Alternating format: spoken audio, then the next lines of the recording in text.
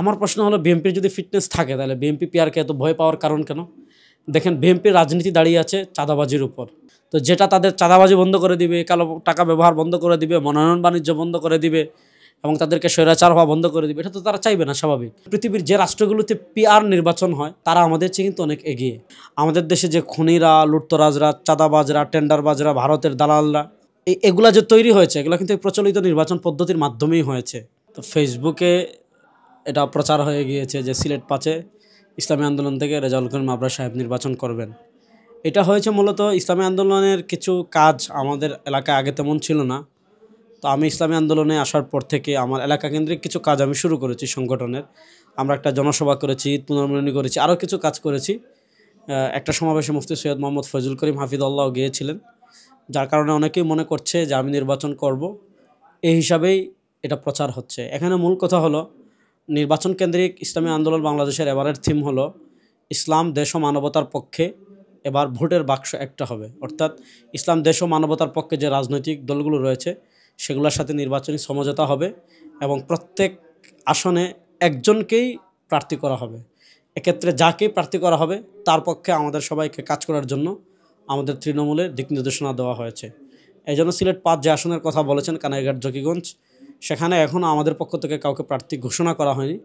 But ইসলাম, দেশ ও মানবতার পক্ষে সম্মিলিতভাবে যাকে পেশ করা হবে তার পক্ষে আমরা আমাদের সবটুকু দিয়ে কাজ করবো ইনশাআল্লাহ। নির্বাচনে যে সমঝোতা হবে অন্যান্য দলগুলোর সাথে, ইসলাম, দেশ ও মানবতার পক্ষের শক্তিগুলোর সাথে, তারা যদি আমাকে বলে ওটা তখনকার সিদ্ধান্ত, এখনও বলতে পারছি না কিছুই। ইসলাম, দেশ ও মানবতার পক্ষের শক্তির সাথে ইসলামী আন্দোলন বাংলাদেশ মিটিং করেছে, এখানেও হয়েছে, বিভিন্ন রাজনৈতিক সংগঠনের অফিসেও গিয়েছে। আমি যতটুকু দেখেছি আলহামদুলিল্লাহ সবগুলো সংগঠনই খুবই পজিটিভ এবং আমরা দৃঢ় বিশ্বাস করি খুব শীঘ্রই নির্বাচন কেন্দ্রিক একটা সমঝোতার ঘোষণা আসবে ইনশাআল্লাহ। পিআর পদ্ধতি এটা পৃথিবীর অনেক রাষ্ট্রে হয়, 90-এর মতো রাষ্ট্রে বা 90-এর অধিক রাষ্ট্রে পিআর পদ্ধতিতে নির্বাচন হয়। আমাদের দেশে বারবার যে ফেসিবাদ তৈরি হয়েছে এটা কিন্তু প্রচলিত নির্বাচন ব্যবস্থার মাধ্যমেই ফেসিবাদ তৈরি হয়েছে। আমাদের দেশে যে খুনিরা, লুটতরাজরা, চাঁদাবাজরা, টেন্ডারবাজরা, ভারতের দালালরা এগুলা যে তৈরি হয়েছে এগুলো কিন্তু প্রচলিত নির্বাচন পদ্ধতির মাধ্যমেই হয়েছে। আমাদের দেশে নির্বাচনে কালো টাকার ব্যবহার খুব বেশি হয়, পেশি শক্তির ব্যবহার খুব বেশি হয়। দেখা যাচ্ছে একটা দল সর্বোচ্চ 40% ভোট পায়, 40% ভোট পেয়ে 60% মানুষের উপর সে তার মত চাপিয়ে দেয়, যার কারণে ক্ষমতার ভারসাম্য হয় না। মনে করেন একটা আসনে আপনিও দাঁড়িয়েছেন, আমিও দাঁড়িয়েছি, আরও 5 জন দাঁড়িয়েছে। আপনি পেয়েছেন 40টা ভোট, আমি পেয়েছি 35টা ভোট, আরেকজন পেয়েছে 30টা ভোট, আরেকজন পেয়েছে 20টা ভোট, তাহলে আপনিই জিতবেন। কিন্তু দেখা যাচ্ছে আপনি পেয়েছেন 40টা, আপনার বিপরীত ভোট আছে 60টা। ওই 60টা ভোটের মূল্যায়ন আমাদের দেশে হয় না। এবং আপনি দেখবেন পৃথিবীর যে রাষ্ট্রগুলোতে পিআর নির্বাচন হয় তারা আমাদের চেয়ে কিন্তু অনেক এগিয়ে। তো বাংলাদেশে ক্ষমতার ভারসাম্যের জন্য, স্বৈরাচারের পথ বন্ধের জন্য, সকল দলের অংশগ্রহণমূলক সংসদের জন্য পিআর পদ্ধতি খুবই উপযোগী।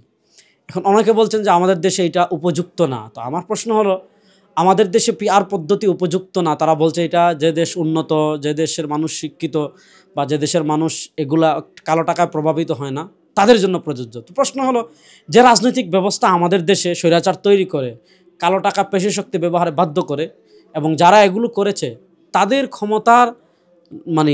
ক্ষমতা কমিয়ে আনার জন্য এবং ভারসাম্যের জন্য পিআর পদ্ধতি সবচেয়ে উপযুক্ত আমরা মনে করি। আমার প্রশ্ন হলো, বিএনপির যদি ফিটনেস থাকে তাহলে বিএনপি পিআরকে এত ভয় পাওয়ার কারণ কেন? দেখেন বিএনপির রাজনীতি দাঁড়িয়ে আছে চাঁদাবাজির উপর। তাদের তৃণমূলের যে নেতা সে তার কর্মীদের মাধ্যমে চাঁদাবাজি ঠিকই করে এবং আপনারা দেখেছেন বিএনপির এক নেতার বক্তব্য ভাইরাল হয়েছে, সে বলছে রয়েস হয়ে সিস্টেমে করেন। তো পিআর যদি হয় তাহলে বিএনপি প্রথম তাদের পেশি শক্তি ব্যবহার করতে পারবে না, কারণ ওখানে মার্কা দেখে মানুষ ভোট দিবে। বিএনপি কালো টাকা ব্যবহার করতে পারবে না। আর সবচেয়ে বড় কথা হলো, তারা যদি 40% ভোট পায়, 40%-এর উপর বাংলাদেশে কেউ পায়নি। আর বিএনপির যে অবস্থা এখন 40% পায় কিনা তাও সম্ভাবনা আছে। ধরেন তারা সর্বোচ্চ 40% পেলো, তাহলে তারা সংসদ সদস্য কতজন পাবে? 140 জন। 140 জন দিয়ে মানে 120 জন 120 জন সংসদ সদস্য পাবে। এক্ষেত্রে কুনাম পূর্ণ হচ্ছে না, অন্য দলের সাথে তখন তাদের লিয়াজু করতে হবে, অর্থাৎ তারা হাসিনার মতো স্বৈরাচারী হওয়ার পর তখন বন্ধ হয়ে যাবে। তো যেটা তাদের চাঁদাবাজি বন্ধ করে দিবে, কালো টাকা ব্যবহার বন্ধ করে দিবে, মনোনয়ন বাণিজ্য বন্ধ করে দিবে এবং তাদেরকে স্বৈরাচার হওয়া বন্ধ করে দিবে, এটা তো তারা চাইবে না, স্বাভাবিক। তাদের যদি এত ফিটনেস থাকে, সারা দেশ যদি তাদেরই হয়, তাহলে পিআর চাইলে সমস্যা কি? পিআরও তো তারা যাবে।